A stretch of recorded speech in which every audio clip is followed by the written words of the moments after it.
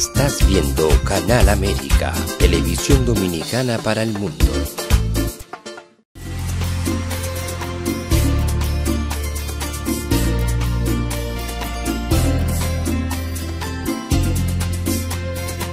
A Time for Truth show is sponsored by the Office of Dr. Bernard Fialkoff, a periodontal, dental implant and laser specialist in New York City, for over 40 years.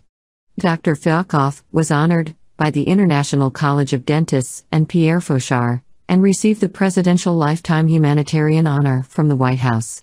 Call us at 718-229-3838.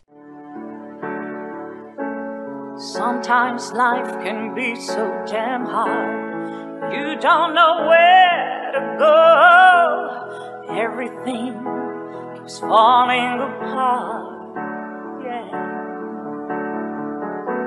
You try to do your best, but only God knows that you've given everything you've got, but the world takes you down. You just keep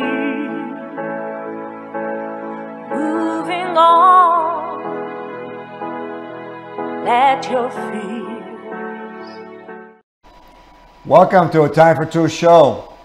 I'm your host, Dr. Bernard Fialkoff, and it's a pleasure to have you back with us today. We have a very special show because our world has gotten very stressful and out of control. And I don't know how you feel walking at night, or how you feel about letting your teenagers or young children out at night, or alone. But to me, something has always needed to be done about it. And, so tonight we're very lucky. So we have two men who have started a very special place that makes it safe for people. And these are Rich Rodriguez and Matt Gioia, executive board members of the Harlem Free Fight Academy. Rodriguez is a purple belt, and he founded the organization, the academy, as head coach. It was joined by fellow purple belt Gioia. Rich began boxing in middle school, there you see him on the screen, under his father, and trained at numerous Hudson Valley boxing gyms before discovering mixed martial arts. Over the past several years, he's taught boxing and MMA in public schools throughout New York City before founding the Harlem Free Fight Academy. Mr. Gioia started his martial arts journey at a kickboxing program in New York City, and he quickly fell in love with the combat sports. He continued with Brazilian Jiu-Jitsu, and like his partner, he's involved in training, teaching, and writing about the sport for various publications, including Flow Grappling. And Buddha, if you're bringing us live, let's bid a warm welcome to Rich Rodriguez and Matt Gioia to A Time for Truth show. Thank you so much for having us today. Oh, welcome. Thank you. Yeah, it's a pleasure. I want to get right to it because I know you have a lot to offer and the public needs to know about this. So the first thing, I know which one you want to answer, but a lot of times I find on the show that my guests had something earlier in their life, or a friend or an experience, and that formed why they had this purpose in the particular field they went into. So I can ask this of both of you, whoever wants to start first. So what started your journey in martial arts, boxing, this competition, fighting, whatever? Absolutely. So I got started in boxing when I was in middle school. And before that, I got picked on a lot in grade school.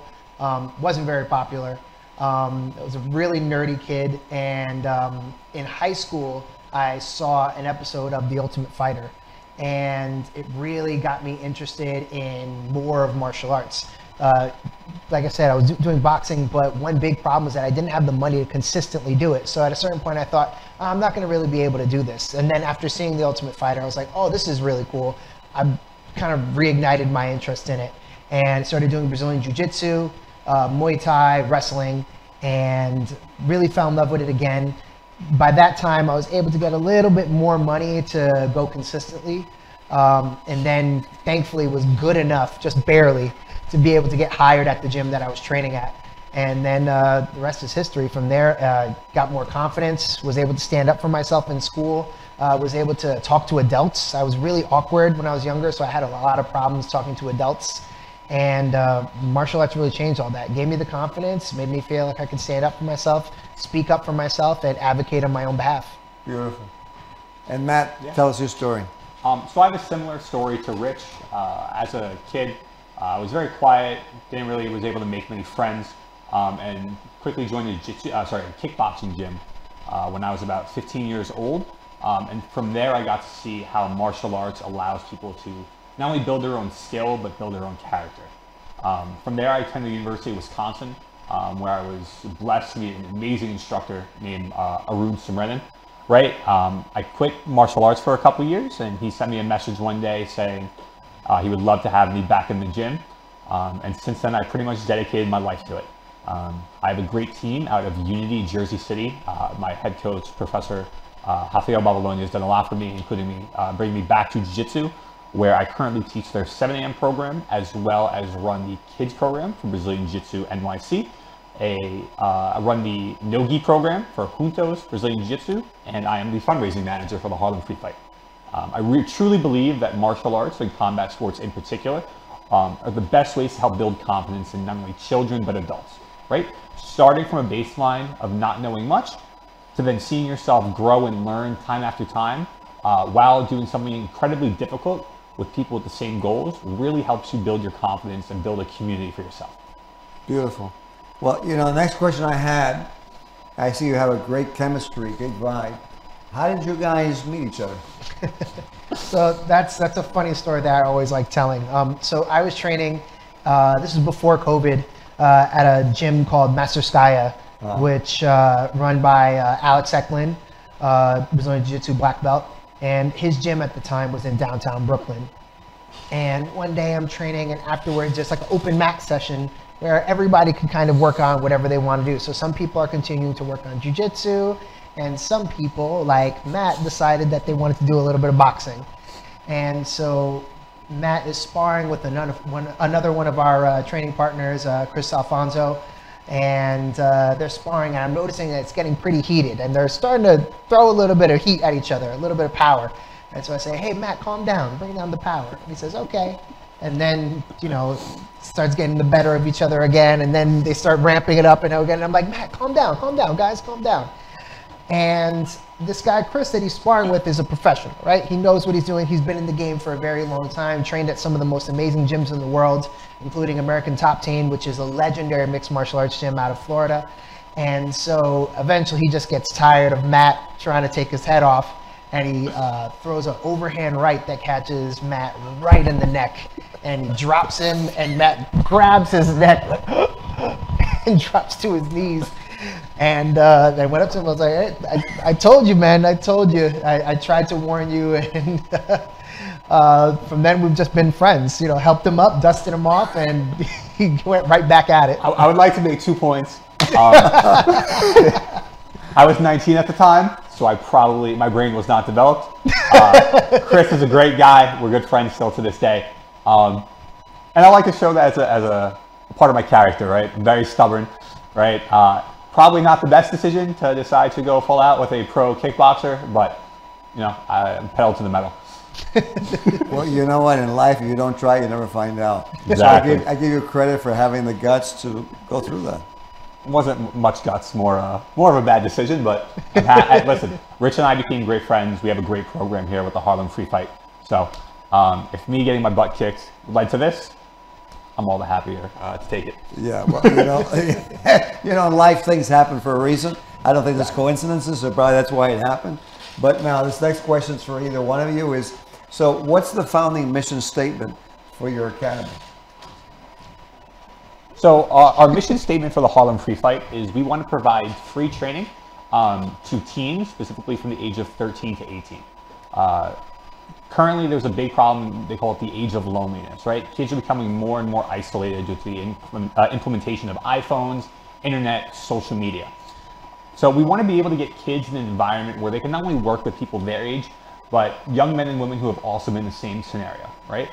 Becoming an adult is one of the hardest things, right? You're working through your own identity, trying to build your life, both academics, socially, and to provide children with mentors, I think, is one of the best things you can do.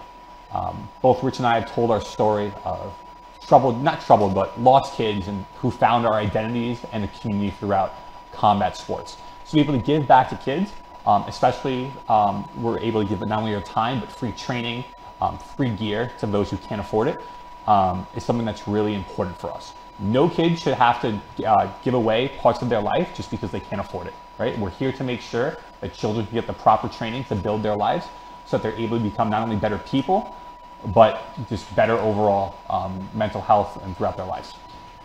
Well, you know, I got to credit you, the both of you. It's really amazing. And for those of you watching out there, I want to make a statement.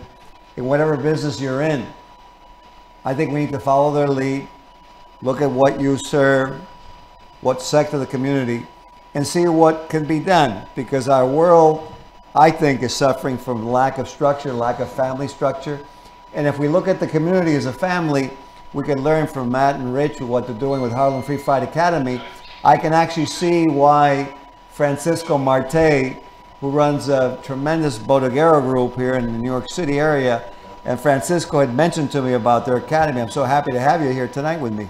You know, we appreciate that. Oh, it's a beautiful thing. I want to ask you, it almost seems obvious to me, but you know, I want to make sure we get all of your feelings out.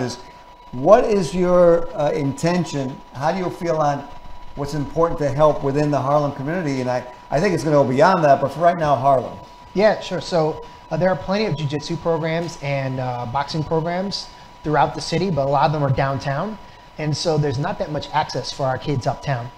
We wanted to change that. So right now we're in the middle of a capital campaign to be able to invest funds into our own space where we could host the kids that want to train with us 7 days a week. You know, right now we're working out of a space out of the Boys Club of New York, and we're very happy to be able to work with them, but there are limitations because they have their own programming and because they can only serve young boys. So I get so many emails and texts from parents of teenage girls that say, my teenage girl wants to punch something, can she come to your boxing class? And as a girl dad, I understand that too. My girl, she likes beating me up sometimes. And so I want to be able to extend that to all the kids in Upper Manhattan. And not only that, but you mentioned Francisco Marte of the Bodega Association. We're partnering up with him to be able to bring self-defense programs to people who run bodegas. So self-defense is another big part of what we do. It's not just about combat sports for kids and the mentoring that goes along with that. We want to make sure that we use these skills to protect everybody in the community, regardless of their age. Absolutely. And you know, Matt, I think this question I'll give to you, because I really don't know. So what's the difference between jiu-jitsu, Brazilian jiu-jitsu, boxing, MMA? Yeah. So everything we teach is a martial art. Boxing is one of the older martial arts. It involves striking with just the hands. Rich is a USA boxer, a phenomenal coach. We found that boxing is really good for helping kids, not only with their hand-eye coordination, but with their discipline. Jiu-jitsu is a grappling-based sport, so there's no punching or kicking. It's become really predominant among engineers, IT professionals, people in finance. There's no striking, and the benefit to jiu-jitsu instead of boxing or another combat sport is you get to spar every day, right? As someone who instructs jiu-jitsu, we have people from all different age groups, teaching as young as 5. I think the current oldest member of my gym, sorry, not my gym, but the gym I teach at, is about 55 years old. So it's a great way in order to meet people of all different backgrounds, all different jobs. It's just a phenomenal way to network and build a community from there. I really recommend that people try different types of martial arts, but we found that boxing and jiu-jitsu are the easiest, not the easiest, most accessible for people to work with, and allows for the community aspect as well. Interesting. So you say in jiu-jitsu, there's no striking? No, it's all grappling. So if you ever think about high school wrestling or collegiate wrestling, sure, it's like that. There's pinning positions, and it's fights either end by submission or points. It's actually becoming very prevalent now when it comes to competition. They just had $1 million prize at a thing called the Craig Jones Invitational. Okay. But there are local tournaments all over the country. We ourselves actually just ran our first event through the Boys Club, and we're happy to announce we raised over $7,000 from various donors who I'd like to thank here, right? And it's a great way not only to just meet people, but to find out more about the world, right? There's a lot of people who are glued to their iPhones, Sure. right? Or just stuck in their little bubble. I was one of them, right? Growing up in New York, I really only knew New York. Being able to find people of all different backgrounds. Rich and I have very polar opposite backgrounds, but we're able to find a common ground and work together to benefit not only Harlem, but our community as a whole. Okay. And that helps the kids too, you know, when they're on the mat and they get to meet somebody that maybe has a career that they might be interested in, then there's that built-in mentorship right there. So we really try to rely on not just the skills that we're teaching them and then the discipline and mentorship that goes along with that, but also the relationships that they might make in the gym as well. Okay. And I'm actually a perfect example of that. I have a few mentors in the gym, older gentlemen who have really helped me as I move on to adulthood from a teenage year, fighting professional fighters in the gym, right? I have good friends, Gioia and Henry, who have been insurmountably impactful on my life, right? And especially as a young man going through the world, it's really important to have older mentors, right? They can give you advice, help you learn from your mistakes, learn from their mistakes, and give you a pathline, a guideline, right? Some people don't have their fathers in their life. Other people can always use an extra father figure or a brother or a sister, right? And jiu-jitsu is really something that has not only impacted me, impacted Rich, but impacted thousands across the U.S. with that. Makes total sense. But I was going to ask you, what's the difference between judo and jiu-jitsu? So actually for Brazilian Jiu-Jitsu, judo can be considered like a grandfather of that. Okay. So I won't go into too much of the nitty-gritty with the history of it, but basically a man from Japan that was a judo master came to Brazil as part of like this traveling circus. Yes. And was doing some demonstrations, and the noble family of the Gracie family. So if you've ever watched a lot of the early UFCs, the Gracie family, the Gracie name holds a lot of cachet. Right, yeah. Yes. So the eldest Gracie brought his sons to see the circus, and he saw this judo master, and the sons were like, "Oh, we're interested in that." So the father paid for his sons to learn judo. But the youngest son, Elio, was very undersized, so he couldn't do a lot of the techniques. So he modified them a little bit, and slowly and surely that became Brazilian Jiu-Jitsu. Very interesting. Wow. Yeah. Look at that.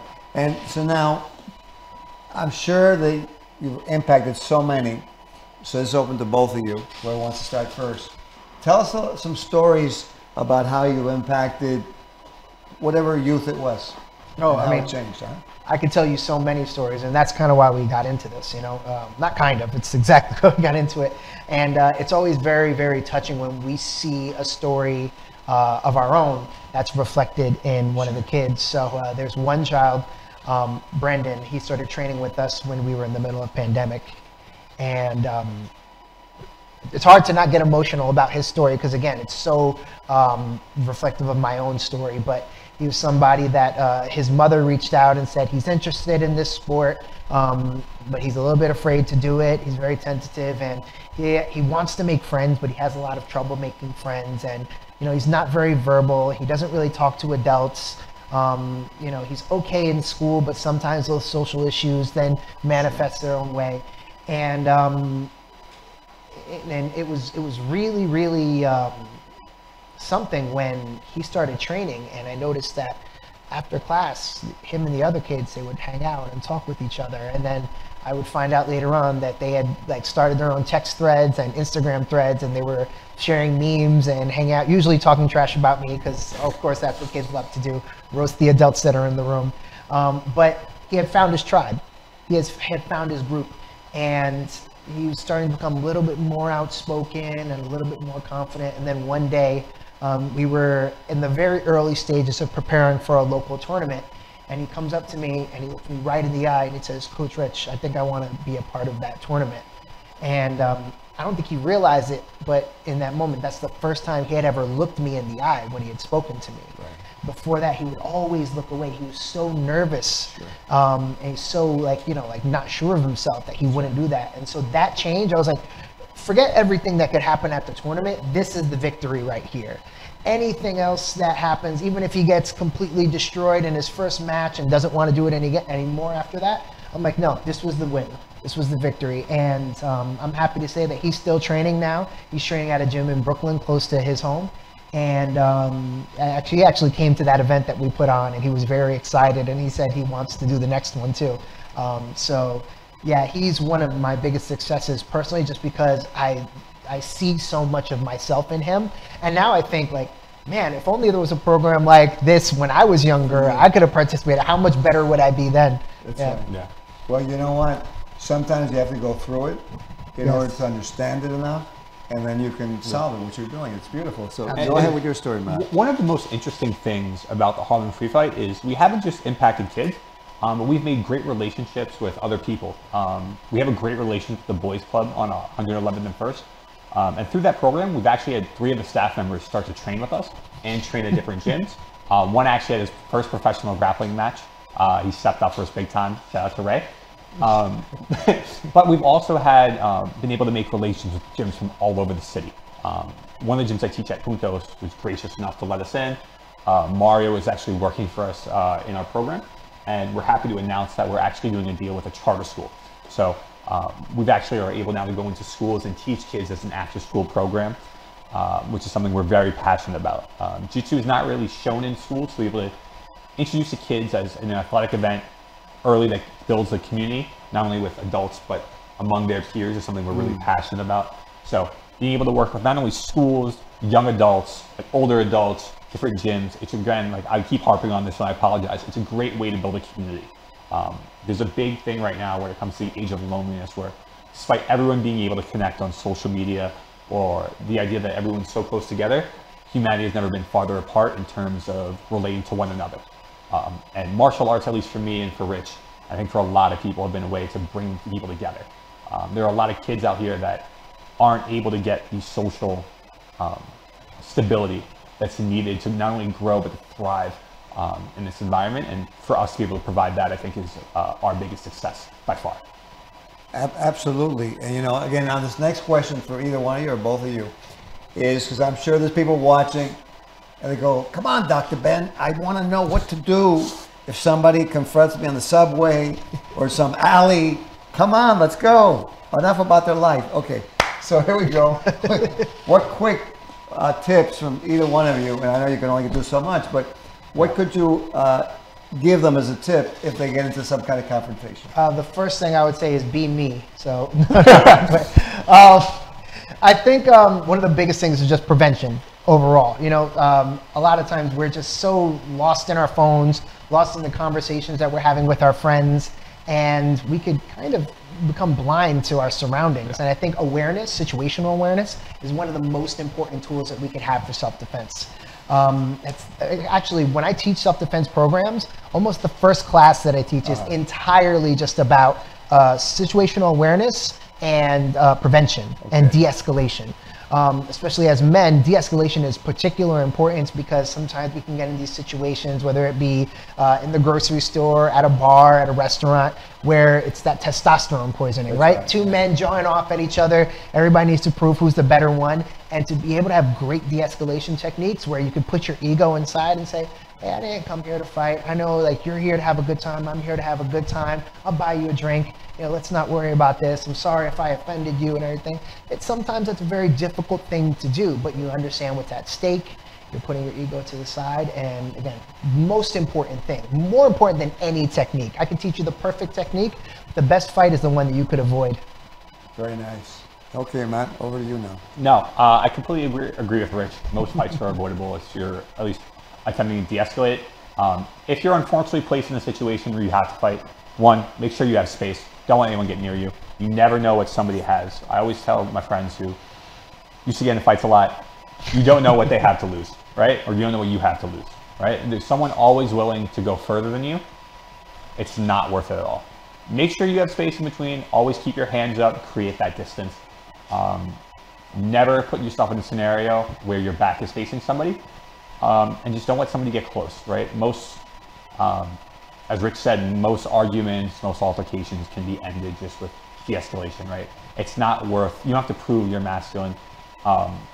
We've lost a couple icons of the sport due to people wanting to prove themselves, whether it's at a bar or prove that they're man enough. It's not worth it, right?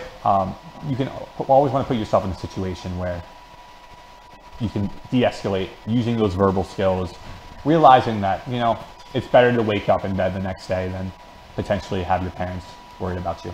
You know, it's funny that you bring this up, and I'll share this. I've never shared this really with anyone here.